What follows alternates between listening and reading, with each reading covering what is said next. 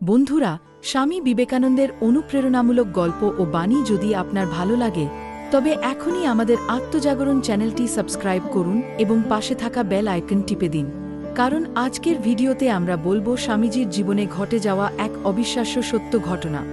বন্ধুরা, স্বামী বিবেকানন্দের জীবন কেবলমাত্র তত্ত্বের শিক্ষা নয়, ছিল অশেষ মানবতার আলোকবর্তিকা।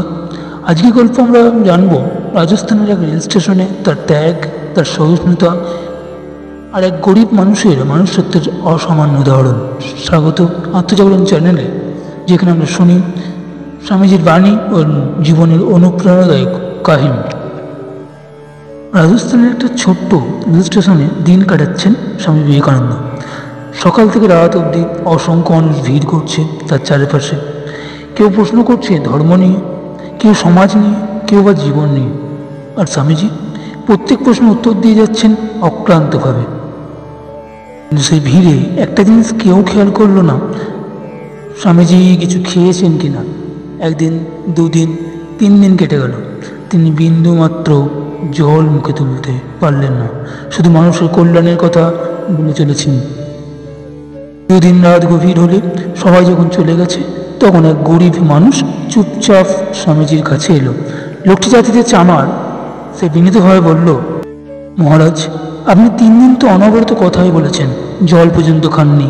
এতে আমার প্রাণে বড় ব্যথা লেগেছে। স্বামীজির মনে হলো এ যেন স্বয়ং ভগবানই দিনবেশে এসেছেন। তিনি স্নিগ্ধ হাসি দিয়ে বললেন, তুমি কি আমায় কিছু খেতে দিতে পারবে?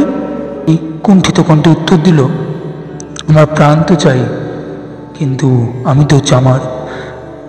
আমার বানানো রুটি আপনাকে কিভাবে দেব?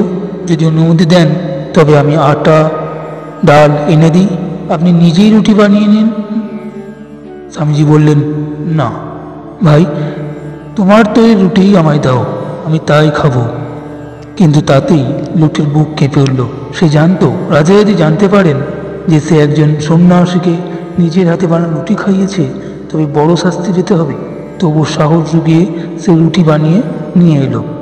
রুটি হাতে নিয়ে স্বামীজির চোখে জল চলে এলো।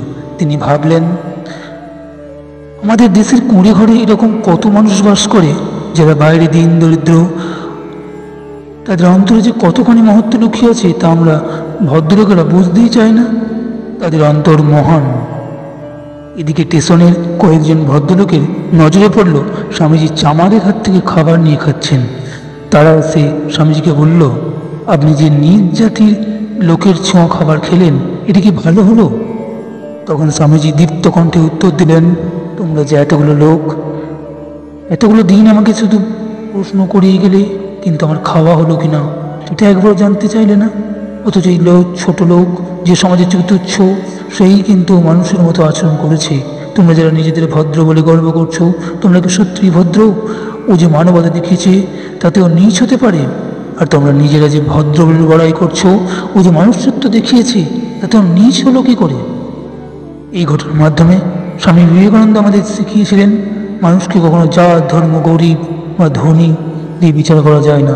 সত্যিকার ভদ্রলোক সেই, যার অন্তরে আছে দয়া, ভালোবাসা আর মানবতা।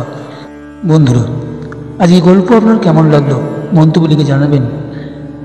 আরও যদি আপনি স্বামীজির বাণী ও জীবন থেকে অনুপ্রেরণা পেতে চান, তাহলে এখনই আত্মজাগরণ চ্যানেলটি সাবস্ক্রাইব করুন। পাশে থাকা ঘন্টাটি বাজিয়ে দিন, যাতে নতুন ভিডিও আপলোড হলে সবার আগে আপনার কাছে পৌঁছে যায়। ধন্যবাদ। জয় হিন্দ, বন্দে মাতরম।